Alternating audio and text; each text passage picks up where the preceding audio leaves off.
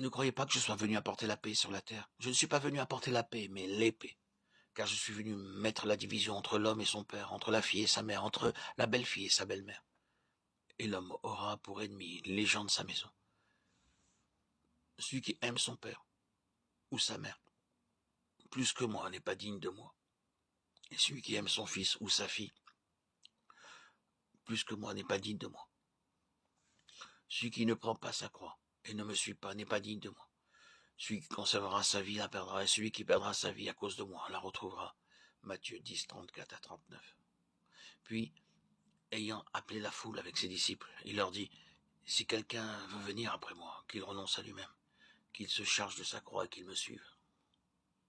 Car celui qui voudra sauver sa vie la perdra, mais celui qui perdra sa vie à cause de moi et de la bonne nouvelle la sauvera.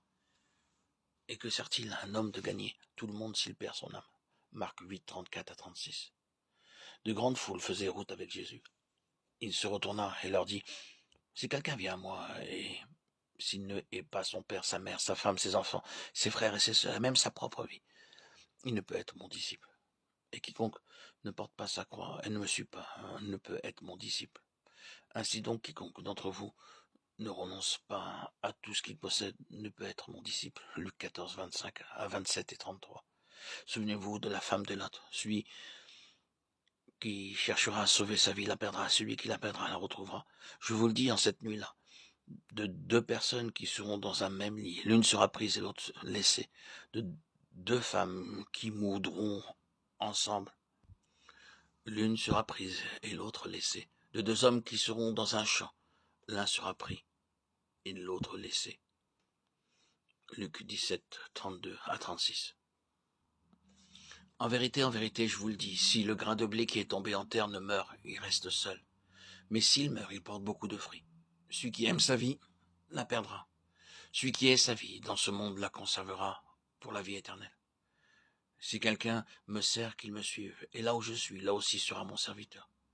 Si quelqu'un me sert, le Père l'honorera. Jean 12, 24 à 26. Tous ces versets ont un point commun. Ils traitent tous de la question de l'âme, de perdre son âme.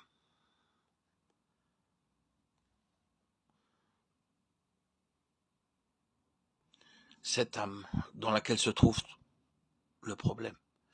Avant d'examiner ces passages, nous devons savoir que ce message n'est pas nouveau. Bien que des serviteurs éminents qualifiés l'aient apporté avant nous, c'est un message très impératif dans ses exigences. Ce qui nous a valu d'être qualifiés d'exclusifs, de sélectifs et de particularistes. On ne peut pas l'éviter, mais cela fait un tort considérable dans le peuple de Dieu et beaucoup de chrétiens sont mis à l'écart. Cependant, nous dispensons ce message tel que Dieu nous le donne. Considérons la parole selon Éphésiens chapitre 1 pour décrire cet aspect. Cet épître nous parle de la révélation qu'a reçue l'apôtre concernant l'Église. Nous lisons versets 4 et 5. En lui, Dieu nous a élus avant la fondation du monde, pour que nous soyons saints et irréprochables devant lui. Il nous a prédestinés dans son amour à être ses enfants, ou ses fils d'adoption, par son Fils Jésus-Christ, selon le bon plaisir de sa volonté, pour célébrer la gloire de sa grâce, dont il nous a favorisés dans le bien-aimé. Nous devons remarquer d'après ce verset 4, en lui, Dieu nous a élus avant la fondation du monde, c'est-à-dire bien avant la création, dans des temps que l'on ne peut situer. Pourquoi Dieu nous a-t-il élus dès les temps éternels? Dieu nous a élus en raison d'un dessein. Dieu a un dessein, une intention, et c'est en raison de cette intention, de ce dessein qu'il sait, dans sa préscience, quelle sera la réponse des croyants dans le cours des âges, à l'appel qui leur sera adressé, et qui nous est adressé à tous. L'élection est donc en relation avec le dessein de Dieu, signifiant que nous sommes élus selon la préscience de Dieu, comme l'apôtre Paul le rappelle dans sa première lettre. Nous sommes placés devant un choix lorsque nous entendons le message de Dieu. Cela ne nous concerne pas uniquement la Nouvelle Alliance. L'histoire du veau d'or nous est bien connue. Le peuple d'Israël était un peuple racheté, délivré de l'Égypte, et Dieu voulait que ce peuple soit amené sur une base céleste. Que représente pour nous cette base céleste? Dieu désirait un peuple qui soit gouverné du ciel, recevant de Dieu lui-même les indications pour sa marche, sa vie et sa conduite. Or, lorsque Moïse était sur le Sinaï pendant 40 jours, le peuple, dans la plaine, se prostituait. Un appel solennel fut adressé au peuple d'Israël, comme il peut nous être adressé aujourd'hui. Moïse dit, qui est pour l'Éternel? Les Écritures nous rappellent que seule une tribu sur les 12 répondit à cet appel. Dieu savait dans sa préscience que cette tribu répondrait. Tout Israël a entendu l'appel et se trouvait face à sa responsabilité. Personne n'a été influencé, mais un 12e seulement s'est avancé. La tribu de Lévi. Quel fut le résultat pour cette tribu? Cette vieille histoire est belle à lire, mais aujourd'hui Dieu cherche aussi des Lévites.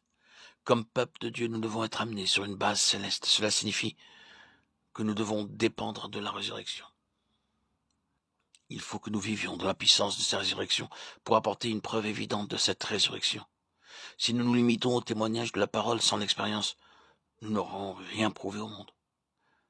La tribu de Lévi, selon le chapitre 3 du livre des Nombres, remplace les premiers-nés. Ils avaient le droit d'aînesse, c'est-à-dire la double portion. Deutéronome 21, 17.